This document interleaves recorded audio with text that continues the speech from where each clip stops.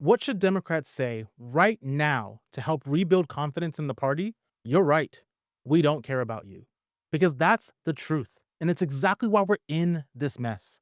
The Democratic Party has spent decades saying that they fight for the working class. But when it's time to actually deliver, they've fallen short time and time again. That's why people stayed home during the 2024 election. It's why people left the party. That's why so many voters who should be with us, who should believe in a government that works for them, gave up and chose Donald Trump instead. Because deep down, they knew the truth. Democrats didn't care enough. Sure, Democrats have governed to help the American people. It's kind of a byproduct of being a semi honest politician. Democrats have passed laws that have raised wages, expanded healthcare, and protected rights. But let's be honest, it hasn't been nearly enough. And in the moments that mattered the most, they let corporate interest, political gamesmanship, and fear of rocking the boat stop them from doing what needed to be done.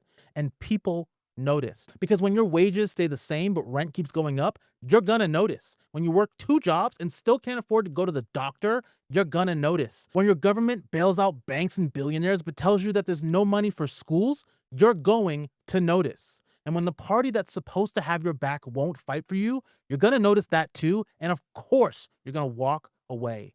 And a lot of people walked right into the arms of the Republican Party, the same Republicans who have clearly made their choice on who matters most in America. They choose the rich over everyday Americans, and they have done so for years. And the only reason they get away with it is because Democrats haven't given a true vision for how government is supposed to work for us. Democrats have lost the culture war on government. They have let Republicans convince the public that the government is the enemy, that needing help means that you're weak, that struggling means that you deserve to suffer. For decades, Republicans have hammered the idea that government should do nothing except protect the rich and punish the poor. Oh, and keep like 10 people from playing sports because apparently that's their top priority. Republicans have made people believe that if you fall on hard times, it's your fault. That if you can't afford rent or healthcare or childcare or education, then you should just pull yourself up by your bootstraps like John Cena. Well, Mr. Hustle, Loyalty, and Respect is the bad guy now. John Cena, the man who literally owns the record for the most Make-A-Wish meetings, has sided with the evil corporate wealthy boss. And if that's not a metaphor for all of this, then I don't know what is. Yes, we all want to work for what we have. No argument there. But the people telling us to just work harder have never been poor a day in their lives. And they sure as hell shouldn't be the ones deciding what we need to survive. And meanwhile, the actual American dream, the promise that if you work hard, you should be able to afford a home, raise a family, and retire with dignity, has been ripped away from most of us. Now, some of you might say our government spends too much money on giving people assistance. And I would agree, but let's ask the real question. Why does our government need to give so much assistance just for people to survive?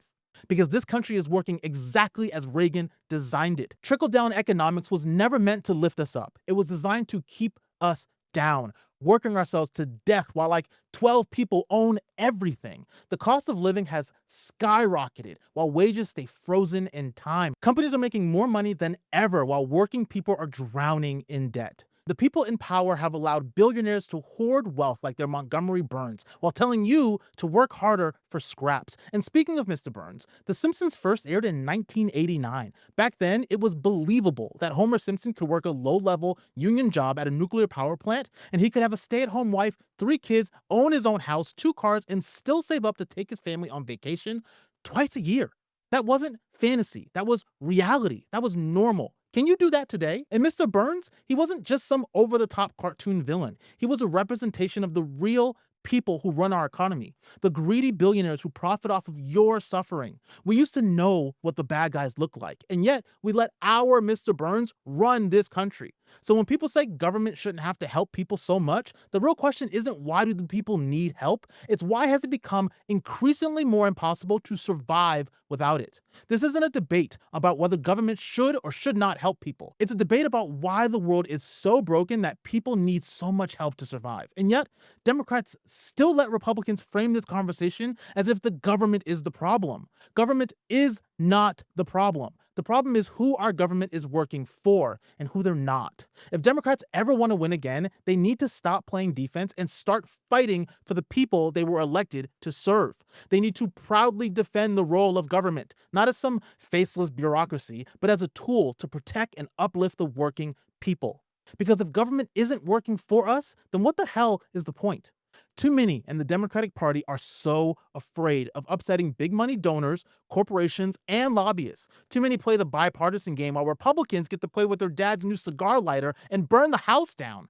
Too many prioritize stability over justice, power over people, excuses over results. It's not that Democrats can't fight, it's that they have chosen not to fight. Look at what's happening right now. Utah just passed a law banning public employee unions from negotiating contracts. Why would Republicans want to stop public employees from speaking up for themselves? The bill's sponsor told a local reporter that the Republican Party is becoming too friendly with public sector unions. That means cops, firefighters, and teachers, none of them can fight for better wages or benefits or working conditions through their unions. Republicans will pretend they love law enforcement, that they respect teachers, that they support first responders, but the second those workers try to demand dignity together, suddenly they become a problem. So I have two questions for you. First, whose side would a politician be on if they wanted to make it harder for workers to come together and bargain for better working conditions? Who does that actually help? If you don't want to be on the side of the working employee, that means you have to be on the side of the corporations. Unions are designed to maintain or improve the conditions for employees. If you make it harder for them to negotiate, then you're just giving all of the power to the corporations. Second question, where is the Democratic response? Where is the loud, unapologetic, relentless pushback against this kind of corporate-driven exploitation? Where is the fire? Do you see the problem? The right is working against you, while the left sits there quietly with their little protest paddles like they're at an auction. Except it's our country that's being auctioned off to the highest bidder. Why was there only one Al Green, one man who stood up in front of a wannabe king and dissented to his face? Some of you will say protests don't matter. My ancestors would disagree. But let's say that's true. Let's say protests don't matter. Nothing we do can bring actual change. So, how do you feel about knowing that a billionaire gets to write a check to change policy? No organizing, no marching in the streets, just a simple wire transfer for one of their countless accounts, and now they control the president of the United States. Are you good with that? This isn't incompetence. It's the system working as intended. I know you feel ignored, but just listen to me.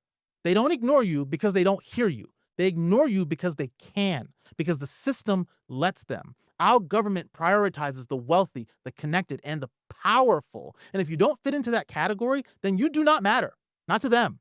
That's why it feels like it's such a burden just to vote. Why it feels like wages are not growing with the explosive cost of living. Why it feels like it's so much harder for you to live a life you love compared to generations before us. Because keeping you exhausted, overwhelmed, and divided, that's the entire point. But here's the good news. They don't care about you, but they absolutely need you.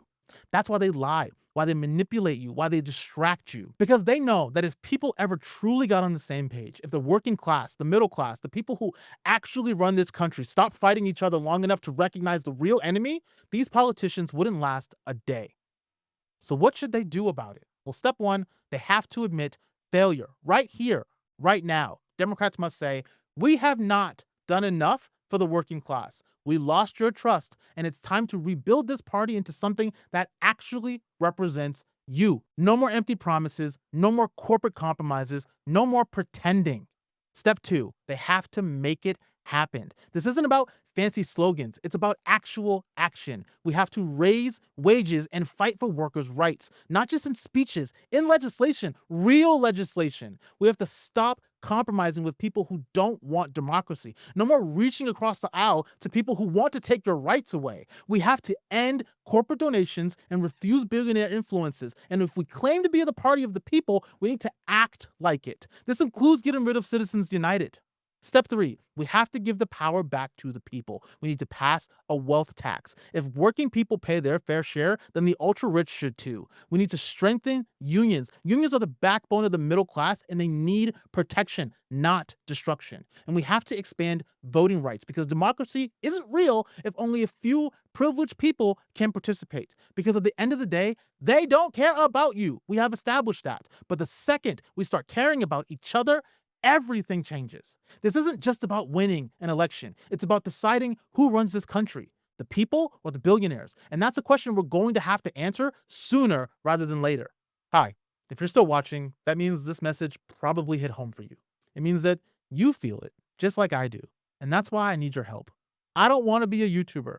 I want to fight, not in the comments section, not in a viral thread. I want to fight in Congress for you.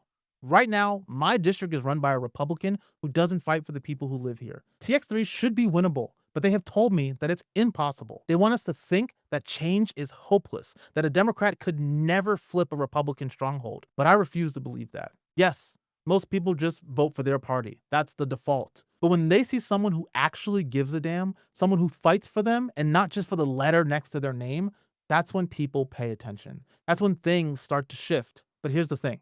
I just can't do this alone. And if you believe in this message, if you believe in what I'm trying to do, I need you to share 2 of my videos, one of which is this one, the one that you're watching right now. I need you to share them with people in your actual life, not just online, but face to face. Talk to your friends, your family, your coworkers, because movements don't happen in algorithms.